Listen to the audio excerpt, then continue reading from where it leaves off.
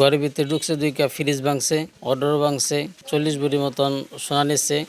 তো তারা মুখোশ পরে আছেন, তাদেরকে চিনতে পারি নাই।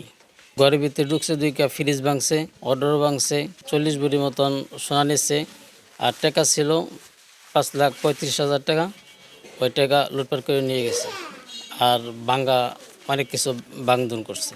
কিছুদিন আগে যে বর্তমান চেয়ারম্যান বাসানি বিএনপিতে যোগ দিচ্ছে, আমার কাকাও রাজনীতি করে, তাদের সাথে ঠিক আছে যোগ দিছে। এই যোগ দেওয়ার কারণেই এই ঘটনা ঘটেছে।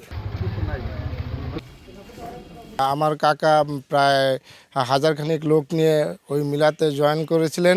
তো এই এলাকায় হেলাল আকন, দুলু মোল্লা, আলমাস মাতবর, এসকান্দার সর্দার, এরা বিভিন্নভাবে এই প্রোগ্রামে যাতে এই লোকজন নিয়ে না যায় সেটার জন্য তারা বিভিন্নভাবে বাধাগ্রস্ত করে। তো কাকা ওদের কথা না শুনে এই লোকজন নিয়ে ওই প্রোগ্রামে জয়েন করেন। তো সেখান থেকেই তারা বিভিন্নভাবে আমাদের থ্রেট করতেছিল।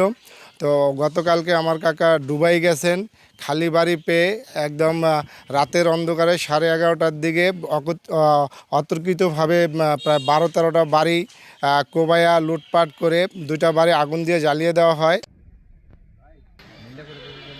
পালং থানাধীন চর গয়ঘর গ্রামে